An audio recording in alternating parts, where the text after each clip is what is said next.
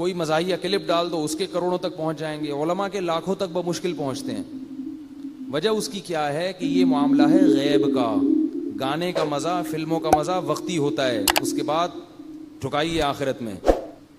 اور نصیحت کا مزہ وقتی نہیں ہے، بلکہ نصیحت تو وقتی طور پر کڑوی لگتی ہے، پریشان ہوتا ہے انسان، لیکن اس کے فائدے زیادہ ہیں۔ اور اللہ نے قرآن میں فرمایا قلیل من عبادی الشکور، میرے شکر گزار بندے تھوڑے ہیں۔ تو یوٹیوب میں آپ تعداد دیکھ لو، اس سے پتہ چلتا ہے کہ اللہ کے شکر گزار بندے تھوڑے ہیں۔ اوپر ایک مولانا طارق جمیل صاحب کی ویڈیو ہوگی، اس کو دیکھ لو کتنے، اور نیچے اگر کسی گلوکارہ کی ہو تو پھر دیکھ لو، وہ ناچنے والی، ڈانس کرنے والی، اس کے لاکھوں کروڑوں تک پہنچے ہوئے ہوں گے۔ مولانا طارق جمیل صاحب اتنی ترقی کر کے بھی اس کے آدھے بھی نہیں پہنچے ہوئے ہوں گے، حالانکہ اتنے مشہور وائز ہیں اور اتنے خوبصورت بیانات کرتے ہیں، اتنا تقویٰ ہے، پھر بھی اس کے چوتھائی حصے کو بھی نہیں پہنچے۔ تو اس لیے جنت کا جو معاملہ ہے نا، نبی صلی اللہ علیہ وسلم نے ارشاد فرمایا حفت الجنت بالمکارہ وحفت النار بالشہوات، اللہ نے جنت کو ناپسندیدہ چیزوں سے ڈھانک لیا ہے، یعنی جنت پہ جو غلاف چڑھایا ہے نا، غلاف وہ اتنا خوبصورت نہیں ہے، اس لیے کسی کا بھی وہاں جانے کو دل نہیں کرتا۔ وہ غلاف کیا ہے؟ نظر کی حفاظت، کانوں کی حفاظت موسیقی، گانے اور یہ ڈھول ڈھمکوں سے، زبان کی حفاظت غیبت سے، جھوٹ سے، چغلی سے، اور اسی طرح ظلم سے اپنے آپ کو بچانا، پھر نماز قائم کرنا، زکوٰۃ دینا، یہ ساری ٹینشنیں، ان ٹینشنوں کے پیچھے ہے جنت۔ جنت ان ٹینشنوں کے پیچھے ہے۔ تو اس لیے جنت تو بڑی خوبصورت ہے، لیکن اللہ نے جو دیوار قائم کی ہے نا جنت کی، وہ بڑی کانٹے دار ہے۔ یہ ایسا ہی ہے جیسے کوئی بریانی لے کر آئے لیکن اوپر جو رومال ڈالا ہوا ہے وہ گندا، تو آپ کہیں گے لے جاؤ، اگلا کہے گا بھائی اس رومال کو ہٹاؤ پھر دیکھو اندر، آپ کہیں گے رومال پکڑنے کا دل نہیں چاہ رہا میرا، اتنا گندا رومال، بدبو آ رہی ہے، ہٹاؤ اس کو۔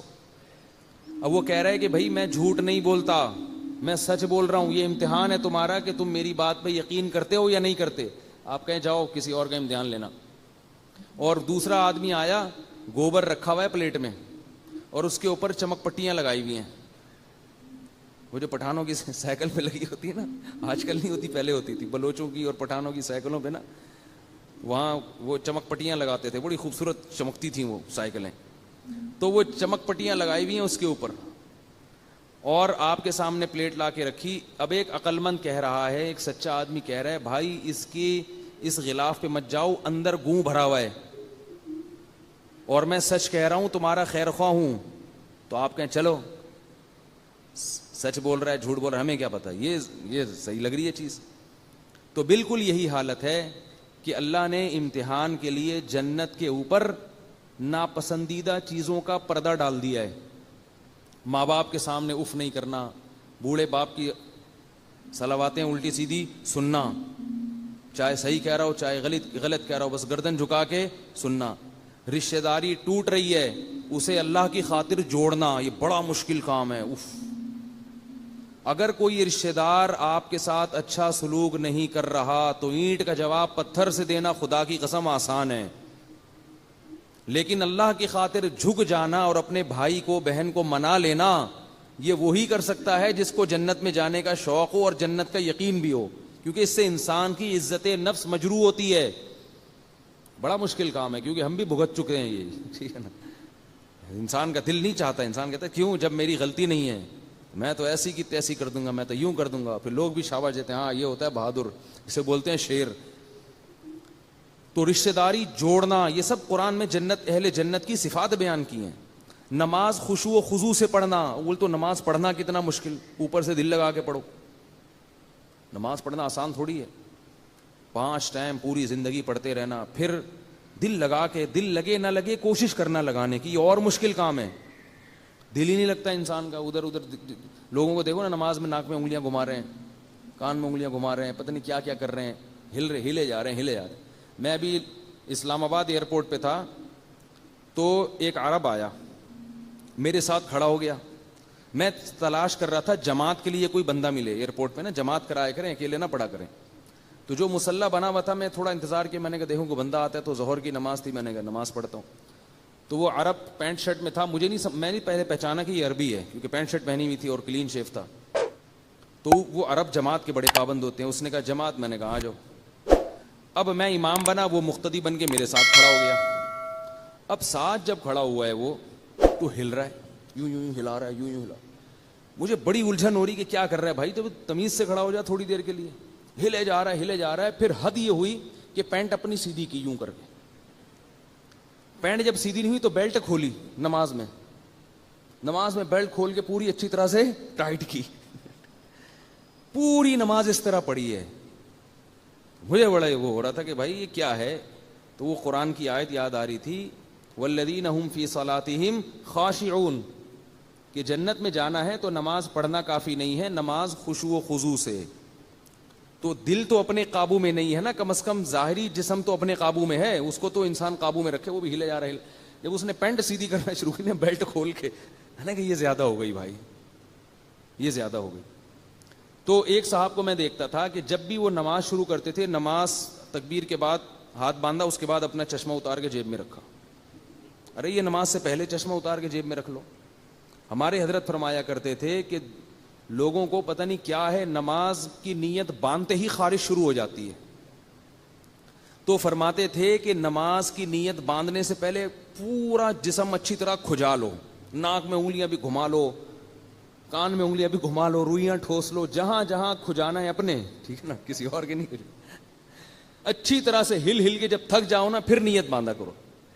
تو کتنا مشکل کام ہے خشوع و خضوع سے نماز پڑھنا, روزے رکھنا, اور بہت ساری چیزیں ہیں. پھر ہم نفلی عبادت بھی کرنی پڑتی ہے ہمیں, تاکہ فرائض میں جو کوتاہی ہوئی ہے وہ نوافل سے پوری. اب تراویح جو ہے, اس سے کیا فائدہ ہے کہ فرائض میں جو کوتاہی ہوگی تو اللہ تعالیٰ یہ تراویح کی نماز سے پورا کریں گے. یہ گریبی ہے, اوور ٹائم ہے یہ. تو نبی صلی اللہ علیہ وسلم نے فرمایا کہ جنت کو اللہ تعالیٰ نے ناپسندیدہ چیزوں سے ڈھانپ دیا ہے. اب جب نبی صلی اللہ علیہ وسلم, حدیث میں آتا ہے کہ جنت جب دیکھی نا فرشتے نے, تو اس نے کہا کہ جو اس جنت کا تذکرہ سنے گا وہ ہو ہی نہیں سکتا کہ اس میں جانے کی کوشش نہ کرے. اور جب اس نے جہنم دیکھی تو کہا کہ جو اس جہنم کا سنے گا ہو ہی نہیں سکتا کہ اس سے بچنے کی کوشش نہ کرے. تو اللہ تعالیٰ نے جنت پہ ناپسندیدہ چیزوں کی چادر چڑھا دی, اور جہنم پہ خواہشات کی چادر چڑھا دی. جہنم کی جو دیوار ہے نا, وہ کیا ہے, وہ ہے جو غلاف چڑھا ہوا ہے نا, وہ ہے زنا, شراب, غصہ جاری کرنا, اینٹ کا جواب پتھر سے دینا. ابا اگر پوچھ رہے ہیں رات کو 1 بجے کیوں آ رہے ہو, تو جواب دینا کہ کیوں پوچھ رہے ہو, میں جوان ہو گیا ہوں, ابھی میں بچہ نہیں ہوں. یہ ہوتا ہے گھروں میں, آپ کیوں پوچھ رہے ہیں بھائی. ایک صاحب نے مجھے بتایا کہ میں اپنے بچے سے پوچھتا ہوں نا, 1 بجے گھر آتا ہے, بیٹا کیوں اتنی دیر سے آ رہے ہو.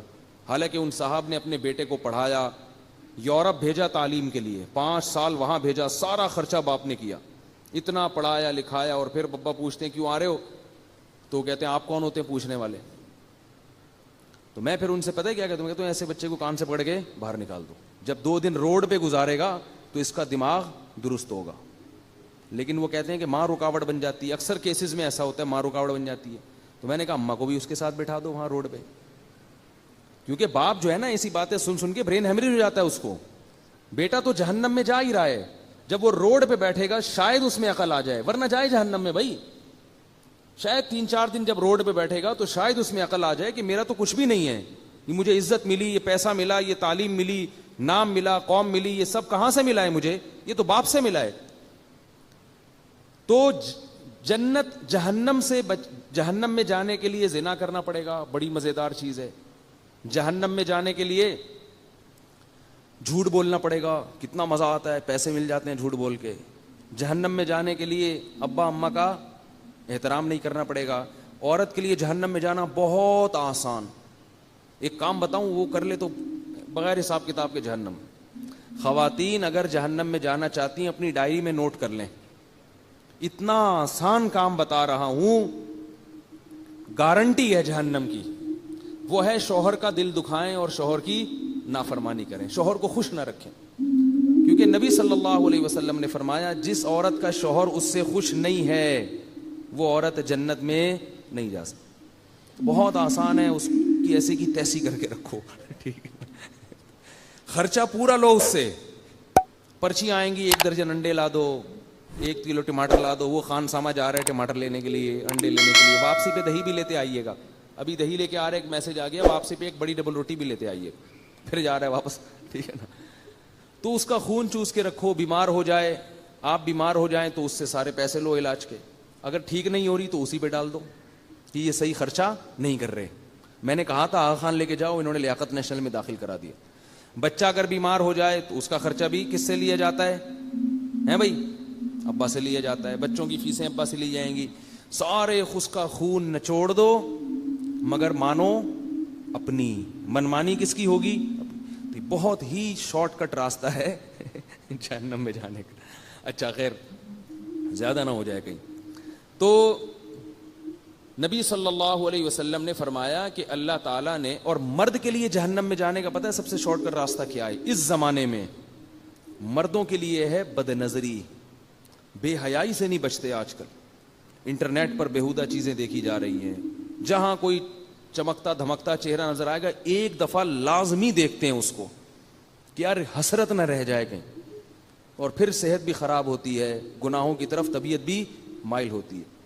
तो ये तो अल्लाह ने सबसे बड़ी आजमाइश मर्द के लिए औरत को बनाया है। ये कुरान में है, ज़ुय्यिना लिन्नासी हुब्बुश शहवाती मिनन निसा, कुरान के अल्फाज हैं कि हमने लोगों के लिए यानी मर्दों के लिए जो सबसे मुज़य्यन चीज बनाई है वो औरतों को बनाया है।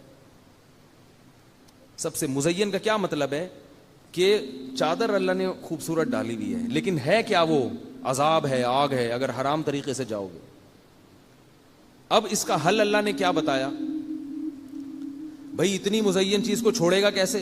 तो अल्लाह ने फरमाया हल उनब्बियुकुम बिखैरिम मिन ज़ालिकुम, इससे भी ज्यादा मजेदार चीज ना बताऊं? वो है कि अगर तुम तकवा इख्तियार करोगे तो जन्नत में तुम्हें हूरें मिलेंगी, वअज़वाजुम मुतहहरतुन, पाकीज़ा बीवियां मिलेंगी। तो यहां मजे उड़ा लोगे तो वहां से महरूम। नहीं आ रही ना बात समझ में? और वहां अगर मजे चाहते हो तो यहां नजर को झुकाओ। और एक और तरीका है, वो मैं फिर अभी बाद में बताऊंगा, आप अकेले में मिल लें, ठीक है ना। एक और हल भी अल्लाह ने बताया कुरान में, एक और हल बताया, वो अभी सबके सामने बताना मुनासिब नहीं। लोग कहते हैं घूम फिर के ना हर दफा उधर ही आ जाते हो। तो निकाह कर लो भाई, हलाल तरीके से रखो, नबियों की सुन्नत है, औलाद मिलेगी, हुकूक होंगे। तो नजर की हिफाजत, ये बड़ा अहम काम है, नजर की हिफाजत मर्द के लिए। अफीफ और पाक दामन लोग आजकल चिराग लेके भी मुश्किल हो रहा है तलाश करना, जो अपनी बीवी पर इक्तिफा करें और उनकी बीवी को ये एतमाद हो कि हमारे शौहर का हमारे अलावा किसी और से कोई लिंक नहीं है। बहुत से हैं अच्छे, लेकिन आजकल ये मेरे पास बहुत सारी कॉल्स आती हैं ख़वातीन की कि मियाँ साहब गलत चक्करों में पड़े हुए हैं। तो भाई अपने आप को इन चक्करों से बचाओ। एक खातून बेचारी बहुत परेशान है, यूके से फ़ोन करती हैं, ज़िंदगी रो रही हैं कि मेरे मियाँ को लत पड़ गई है लड़कियों से, दोस्तों की, मेरे बच्चे तबाह हो रहे हैं, बर्बाद हो रहे हैं। अब मैं उन बेचारी को क्या कहता? उनको मैंने कहा सब्र करो, इसको बुढ़ा होने दो, अपने मियाँ को क्या होने दो? बुढ़ा होने दो। अभी जवानी का जोश है ना, थोड़े दिन में बुढ़ा होगा, फिर देखो क्या होता है। और ऐसा आदमी बुढ़ा भी जल्दी होता है। हर तरह से बेचारी औरत ने समझा लिया, बच्चों का वास्ता दे दिया कि इनको भी पता चल रहा है तुम्हारी हरकतों का, इन पे क्या असर पड़ेगा। लेकिन वही बात है कि लूत अलैहिस्सलाम की कौम जिस बदकारी में मुब्तला हो गई थी, लूत अलैहिस्सलाम ने समझाया समझाया समझाया समझाया, तो अल्लाह कुरान में क्या फरमाते हैं? लअम्रुका इन्नहुम लफी सकरतिहिम यामहून। ए मोहम्मद सल्लल्लाहु अलैहि वसल्लम, हमें आपकी उम्र की कसम, वो लोग उस वक्त बड़े नशे में पड़े हुए थे, उनको लूत अलैहिस्सलाम की बातें समझ में नहीं आ रही थी, बहुत नशे में मस्त थे। जब गुनाह इंसान के सामने होता है तो वो नशे में मस्त हो जाता है, फिर नहीं देखता कि क्या है। तो अल्लाह ने फिर कैसा अजाब दिया, फजअलना आलियहा साफिलहा, फरमाया हमने जमीन को उठा के उल्टा देके पटक दिया, पूरी कौम को अल्लाह ने तबाह कर दिया। तो जानी से अल्लाह को बहुत नफरत होती है। याद रखो, हमारे मुआशरे में जिना बहुत तेजी से फैल रहा है, बहुत तेजी से फैल रहा है। मेरे पास कॉल्स आती हैं, ऐसा ही नहीं कह रहा मैं, बहुत तेजी से। लोग तो अपने हर चीज दिल की बात कर लेते हैं ना उलमा के सामने। बहुत तेजी से जिना फैल रहा है, इसको अल्लाह का वास्ता रोकने की कोशिश करो, सख्ती करो अपने घर में। चचाजाद फूफीजाद बहनों को बेपर्दा ना होने दो कजनों के सामने। अगर आपका बेटा चचाजाद फूफीजाद बहन से दोस्ती लगाता है, पाबंदी लगाओ उस पर। मेरे घर में जब मेरे चचाजाद फूफीजाद भाई आते थे, मेरे वालिद साहब के भतीजे होते थे, تو والد صاحب ہماری بہنوں کو حکم دیتے تھے کہ ان کے سامنے نہیں آنا ہے. غصہ کرتے تھے کہ ایسے بے محابہ کوئی نہیں آ کے بیٹھے گا. ان کو حکم تھا کہ آپ بیٹھک میں بیٹھیں اور یہیں سے پتلی گلی سے نکل جائیں, جس نے ملنا ہوگا آپ سے یہیں آ کے ملے گا. ناراض ہوتا ہے تو ہونے دو. بہت زیادہ برائی پھیل رہی ہے, مصافحہ کرنا کزنوں سے, گلے ملنا کزنوں سے, براڈ مائنڈڈ کہہ کے نا سب کو بے شرم بنا دیا ہے. ہم براڈ مائنڈڈ ہیں, ہم کوئی گھٹیا تھوڑی ہیں, گلے بھی بڑے تمیز سے ملتے ہیں کہ ایسے جیسے بالکل کوئی احساس ہی نہیں ہو رہا ہمیں.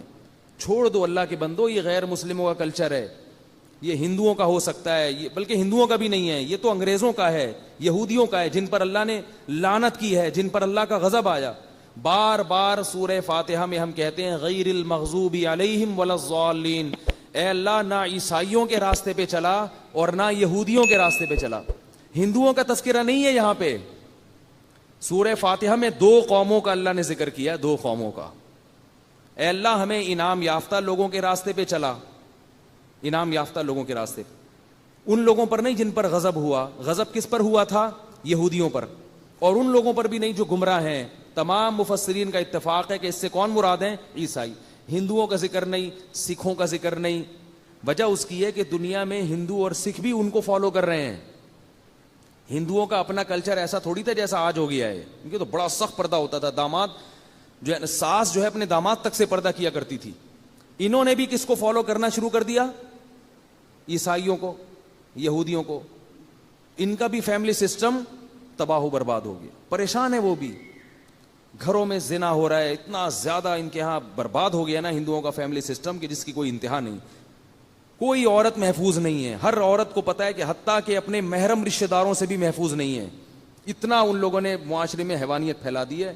شکر کرو میرے بھائی, اللہ نے مسلمان بنایا ہے, اللہ نے ہمیں مسجد میں آنے کی توفیق عطا فرمائی ہے, اور بار بار ہمارے منہ سے یہ دعا نکلوائی ہے کہ اللہ عیسائیوں کے راستے پر نہیں چلانا. تو کزنوں سے ہاتھ ملانا, گلے ملنا, یہ سارے یہود و نصارہ کے طریقے ہیں. لڑکیاں جب آپس میں ملتی ہیں تو آج کل ان میں بھی ایک بےہودگی آ گئی ہے, کسنگ کرتی ہیں ایک دوسرے کو. چھوڑ دو اس بے شرمی کو. جیسے مرد ملتے ہیں مصافحہ کرتے ہیں بس, تو لڑکیاں بھی آپس میں ملیں مصافحہ بس. اس سے زیادہ فری ہونے کی چندہ ضرورت نہیں ہے. برائی پھیلتی ہے معاشرے میں اس سے. تو نبی صلی اللہ علیہ وسلم نے فرمایا کیا ہے کہ جہنم میں جانے کے لیے کیا ہے؟ زنا ہے, لڑکیوں سے فضول دوستیاں ہیں, گپے ہیں. اور جنت میں جانا ہے تو بیوی کو ٹائم دو. وہ ٹائم دینے کا آپ کے پاس ٹائم نہیں ہے, کیونکہ اس کا کوئی پولیس نہیں پوچھے گی آپ سے. وہ تو اللہ نے حکم دے دیا نا, اللہ نے حکم دے دیا بھائی اس کو ٹائم دو, تو اس کے لیے ٹائم نہیں ہے. کوئی فون آ جائے اننون نمبر سے کسی لڑکی کا تو بھاگ جائیں گے, بچے پھینک کے بھاگ جائیں گے, ٹھیک ہے نا. تو جہنم میں جاؤ بہت اچھا ہے بھائی. اللہ تعالیٰ نے قرآن مجید میں بتایا ہے کہ لَأَمْلَأَنَّ جَهَنَّمَ مِنَ الْجِنَّةِ وَالنَّاسِ أَجْمَعِينَ. جب بھی ہم ایسی باتیں سنتے ہیں تو اشکال ہوتا ہے کہ اتنے سارے لوگ کیا سارے جہنم میں چلے جائیں گے؟ ہے بھائی ایک تو مسلمانوں کا ریشو کتنا ہے, وہ کم ہے. 1 ارب یا 1.25 ارب مسلمان ہیں, باقی سارے کیا ہیں؟ کافر ہیں. ان کافر میں بہت سے کچھ ایسے ہوں گے جن تک دین کی دعوت نہیں پہنچی ہوگی, ان کو آپ نکال دیں. باقی زیادہ تر تو وہ ہیں کہ جن پر اسلام پہنچ چکا ہے, وہ بھی جہنم میں. پھر یہ اتنے سارے جو مسلمان ہیں ان میں بھی گنہگاروں کا ریشو بہت زیادہ. تو شیطان یہ دل میں وسوسہ ڈالتا ہے کہ وہ بھی جہنم میں. تو دماغ میں خیال آتا ہے کہ بھئی ایسا تو نہیں ہے کہ ہم ہی غلط ہوں, باقی سارے کیا ہوں؟ صحیح ہوں. تو اتنے سارے لوگ جہنم میں جائیں گے, اتنے سارے لوگ جہنم میں جائیں گے. اللہ نے کئی مقام پہ قرآن میں اس سوال کا جواب دیا ہے. پہلے دلائل قائم کیے اپنی توحید پر کہ میں خدا ہوں, میں رب ہوں, میں کھلاتا ہوں, میں پلاتا ہوں, میرے سوا کوئی معبود نہیں, اور میں نے آسمان سے جو دین اتارا ہے وہ صرف اسلام ہے, اسلام کے علاوہ کوئی اور چیز قابل قبول نہیں ہے, اور میں زنا کو ناپسند کرتا ہوں, میں بے حیائی کو ناپسند کرتا ہوں. میں بول رہا ہوں رک جاؤ. کیسی عجیب عجیب آیتیں ہیں قرآن کی, خدا کی قسم. انما الخمر والمیسر والانصاب والازلام رجس من عمل الشیطان. اے ایمان والو, شراب, جوا, پانسے, یہ سب ناپاک اور پلید عمل ہیں. انشورنس بھی جوا ہے.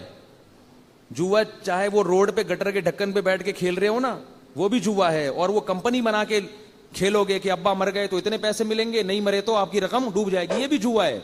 اس کو جدید شکل دے دی ہے. تو اللہ کے قرآن میں فرماتے ہیں یہ جوا اور یہ ساری چیزیں نجس ہیں, پلید ہیں. اور آگے فرمایا فہل انتم منتہون, میں تمہارا رب ہوں, تمہیں روک رہا ہوں, تو کیا بتاؤ تم رک جاؤ گے اب میرے کہنے سے؟ کیا کیسے کیسے اللہ تعالیٰ ترغیبیں دے رہے ہیں, ابھار رہے ہیں کہ میں خدا تمہیں کہہ رہا ہوں شراب چھوڑ دو, میں خدا تمہیں کہہ رہا ہوں کہ جوا چھوڑ دو, انشورنس چھوڑ دو, انشورنس کی جو ملازمت ہے جوئے میں کسی بھی طرح سے پڑنا حرام ہے, یہ سب ناپاک عمل ہیں. فہل انتم منتہون, کیا اب بھی رکو گے؟ کوئی اثر ہی نہیں ہوتا ہمارے اوپر. جب نبی صلی اللہ علیہ وسلم مشرکین کو یہ باتیں کرتے تھے تو مشرکین نے بھی یہی اعتراضات کیے تھے, کہتے تھے آپ ہمارے قوم کے خلاف اتنا کیوں جا رہے ہیں, آپ ایسا کریں کہ اس قرآن میں ان احکام میں تھوڑی سی تبدیلی کر لیں. آج ہم نے جو سورہ یونس پڑھی تو اللہ نے حکم دیا قل ما یکون لی ان ابدلہ من تلقاء نفسی فقد لبثت فیکم عمرا من قبلہ, دیکھو میں تمہارے درمیان 40 سال رہا ہوں, میں نے کبھی کوئی کلام اپنی زبان سے پیش نہیں کیا. 40 سال کے بعد اچانک ایک امی کی زبان سے ایسی آیتیں نکلنا شروع ہو گئیں جو دلوں کو ہلا رہی ہیں اور اس میں بڑے پیارے احکام دیے جا رہے ہیں, تو سمجھ لو کہ یہ میری طرف سے نہیں ہے, یہ اللہ کی طرف سے ہیں. اور اللہ اپنی طرف سے جو کچھ میری زبان پہ جاری کرے گا میں اس میں تبدیلی نہیں کر سکتا. اور یہ بھی بتایا اللہ نے کہ نبی کو کہ ان کو کہہ دو انی اخاف ان عصیت ربی عذاب یوم عظیم, مجھے تو خود ڈر ہے کہ اللہ جو احکام مجھے دے رہا ہے اگر اس میں مجھ سے نافرمانی ہوئی تو مجھے بھی بہت بڑے دن کے عذاب کا خطرہ ہے, میں بھی پکڑ میں آ جاؤں گا. سب کے لیے قانون بنا دیا اللہ نے, سب کے لیے. تو بھائی یا تو ایک طرف یہ دلائل ہیں ان کو دیکھو, اور اگر اکثریت کو دیکھنا ہے تو پھر اللہ نے دھمکی دی ہے لَأَمْلَأَنَّ جَهَنَّمَ مِنَ الْجِنَّةِ وَالنَّاسِ اجمعین, فرمایا یہ نہ سمجھو کہ جہنم میری چھوٹی ہے, میں نے قسم اٹھائی ہوئی ہے کہ میں جہنم کو جنات اور انسانوں سے بھر دوں گا. زبردستی نہیں اللہ کسی کو جہنم میں, ہم تو قسم اٹھاتے ہیں نا زبردستی, یہ تاکید کے لیے بتایا جا رہا ہے کہ ایسا ہوگا. اس خوش فہمی میں مبتلا نہ رہنا کہ جنت میں زیادہ لوگ جائیں گے اور جہنم میں کم, نا نا نا نا نا, جہنم میں زیادہ لوگ جائیں گے, بھر دوں گا میں, اس لیے کبھی اس خوش فہمی میں نہ رہنا. یہاں تک فرمایا یوم نقول لجہنم هل امتلأت وتقول هل من مزید, اس دن کو یاد کرو جب ہم جہنم سے کہیں گے کہ اے جہنم کیا تو بھر گئی ہے, اور جہنم کہے گی اے اللہ بتا اور بھی کوئی ہے تو ڈال دے میرے پیٹ میں, اور بھی ہے تو ڈال دے میرے پیٹ میں. وجہ اس کی یہ ہے کہ اللہ نے اپنے بندوں پر حجت کو تام کر دیا ہے. لا اکراہ فی الدین قد تبین الرشد من الغی, فرمایا دین میں زبردستی نہیں ہے, آپ غیر مسلم کو زبردستی مسلمان نہیں کر سکتے. آپ کسی ہندو کو سمجھا تو سکتے ہو کہ اس پتھر کے سامنے سر مت جھکاؤ, گن پوائنٹ پہ اس کو وہاں سے ہٹا نہیں سکتے, اسلام نے اجازت نہیں دی. لیکن آگے اللہ نے دھمکی دے دی ہے. اللہ نے فرمایا کہ میں جو کہہ رہا ہوں نا کہ زبردستی دین پہ نہیں لا سکتے, اس لیے نہیں کہ تمہیں کنفیوژن ہے کہ پتہ نہیں ہمارا دین صحیح بھی ہے یا نہیں ہے, نا نا نا نا نا, فرمایا اس لیے نہیں لا سکتے قد تبین الرشد من الغی, سیدھا راستہ اور غلط راستہ بالکل ایسے کلیئر ہے جیسے دودھ کا دودھ اور پانی کا پانی. اتنا صاف جب راستہ ہے تو اگر کوئی بت کے سامنے جھک رہا ہے تو اپنی جہنم کا سامان خود اکٹھا کر رہا ہے. وہ اللہ پوچھے گا قیامت کے دن اس سے اپنے ہاتھوں سے بنا کے کیوں جھکے اس کے سامنے. جس نے بنایا ہے, جس رب نے پیدا کیا, پانی میں آنکھ ناک کان دل دماغ جگر بنائے, اس کے سامنے کیوں نہیں جھکتے تھے. تو یاد رکھو جیسے ہندو کا غلط ہونا بالکل واضح ہے, ایسے ہی مسلمان کے لیے نماز نہ پڑھنا بھی گمراہی ہے, اس میں بھی دو رائے نہیں ہو سکتی. رمضان کا روزہ چھوڑ دینا اسی طرح غلط ہے بالکل, اس میں بھی دو رائے نہیں ہو سکتی. چونکہ جب ہم نے اللہ کو مان لیا, ہم نہ ہندو مذہب اختیار کرتے ہیں نہ سکھ مذہب اختیار کرتے ہیں, ہم مانتے ہیں کہ ایک خدا ہے, اس کا ایک رسول ہے جو آخری نبی ہے اور اس کی کتاب ہے, تو بھائی پھر اس کتاب کو فالو کیوں نہیں کرتے, اس کو کیوں نہیں فالو کرتے. لوگ کہتے ہیں مولویوں میں اختلاف بہت ہے, قرآن کے حکام تو بہت واضح ہیں نا, کیا مولویوں میں یہ بھی اختلاف ہے کہ نمازیں 5 ہے کہ 4 ہیں؟ بولو نا بھائی, اس میں کوئی اختلاف ہے کیا؟ یہ بھی اختلاف ہے کہ سود لینا غلط ہے, کیا اس میں بھی اختلاف ہے کہ ماں باپ کا دل دکھانا ثواب ہے یا حرام ہے؟ اس میں کوئی اختلاف ہے؟ گرین والے سے پوچھو، وائٹ والے سے پوچھو، ٹانگیں چوڑی کرنے والے سے پوچھو، پتلی کرنے والے سے پوچھو، سب کہیں گے کہ بھائی سب سے بڑا جرم حقوق العباد میں والدین کی، بولو بھائی، نافرمانی، ان کو پریشان کرنا سب سے بڑا جرم ہے، سب کا اتفاق۔ قل تعالوا اتل ما حرم ربکم علیکم، یہ آیت مجھے بڑی پیاری لگتی ہے۔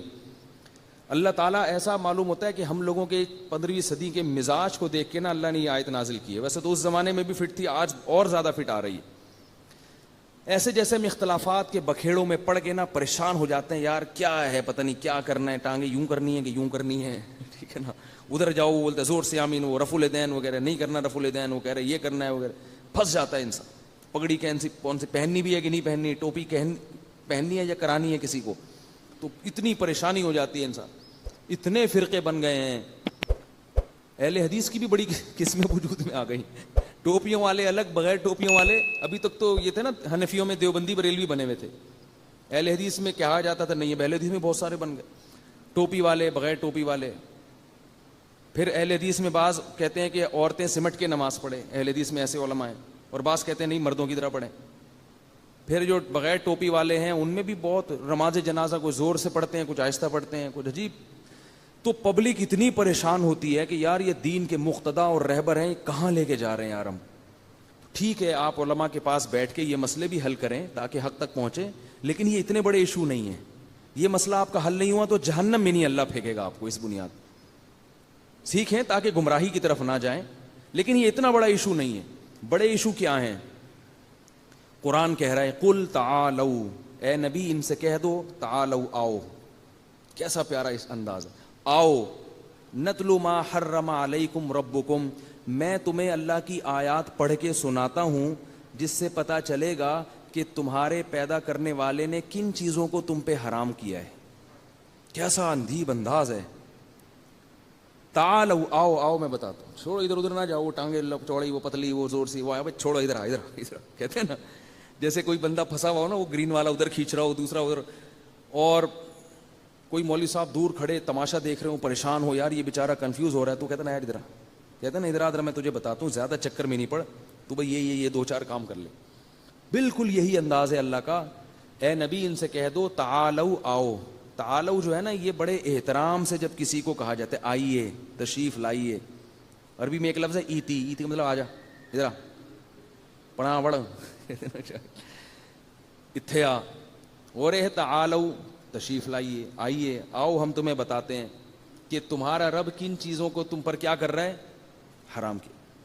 اللہ تشرکوا بہ شیئا، سب سے پہلے اللہ کے ساتھ کسی کو شریک مت کرنا۔ یا اللہ مدد چلے گا، یا رسول اللہ مدد قبول نہیں ہے، نہیں ہے، بس چھوڑ دو اپنے مولوی لوگ جو تمہیں کہہ رہے ہیں نا یا رسول اللہ مدد ہونا چاہیے، ان کے فلانے مہاجر مکی نے لکھ دیا تو فلاں نے لکھ دیا، وہ ہمارے اکابر نے لکھا ہے۔ مشکل کشا اس معنی میں نہیں لکھا مشکل کشا کہ اللہ نے ان کو اختیارات دیے ہیں، مشکل کشا اس کو بھی کہہ دیا جاتا ہے بعض دفعہ کہ وہ آپ کی کوئی مشکل بیٹھ کے حل کر دے، اور اس لفظ کو پکڑ کے بیٹھ کے کہ حاجی امداد اللہ مہاجر نبی مکی نے بھی مشکل کشا لکھا ہے، وہ بھائی وہ اس معنی میں نہیں لکھا، اگر اس معنی میں لکھتے کافر ہو جاتے اور ہم ان کو اپنے بزرگوں کی فہرست سے نکال دیتے۔